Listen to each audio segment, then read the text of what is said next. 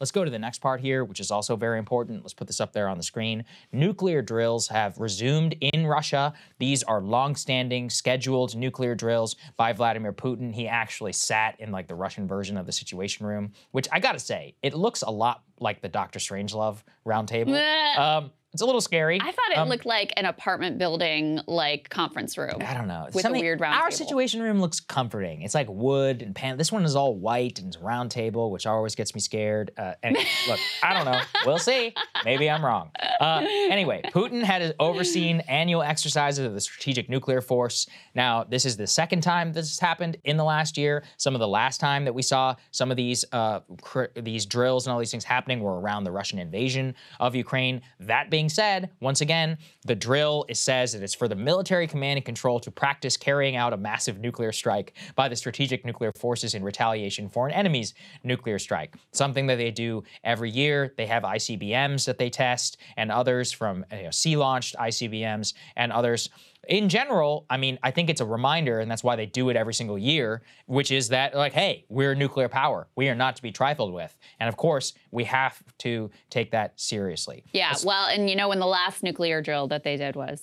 It was in February. Yeah, I know. Just before the right invasion. Before the invasion. Yeah, so I mean, yeah, these are regularly scheduled. They informed the U.S. about the drill under the terms of the New START arms treaty, so you don't want to read too much into it, but still not a great thing. Absolutely. And at the same time, let's put this up there on the screen, Ukraine actually alleging that a Russian dirty bomb deception at the nuclear plant. The nuclear energy operator of Ukraine said that Russian forces were performing secret work at the largest nuclear power plant with activity that could shed light on their potential provocation and the dirty bomb. So after Sergei Shoigu made that allegation that Ukraine was preparing a dirty bomb, there have been some indications that Russians have been participating in some planning operations about potentially using the nuclear power plant to facilitate that. Again, this is from Ukraine.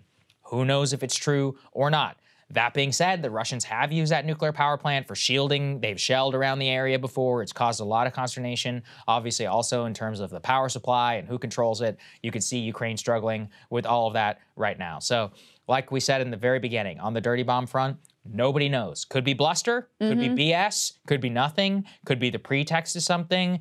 We still have no indication. There's a lot of different areas where they could strike. They could use these drills as a pretext for actual escalation. They have troops in Belarus now. There's all kinds of things that are in their arsenal that they could pull out. They're definitely sticking with the story here, though, because Shoigu continues to go out and tell various people. He told his counterpart in China also that Ukraine was planning a dirty bomb. So they have some strategy here. What it is and where it leads, nobody knows, but important to keep an eye on. Yeah, absolutely. Cable news is ripping us apart, dividing the country, making it impossible to function as a society, and making it impossible to know just what is true and what is false.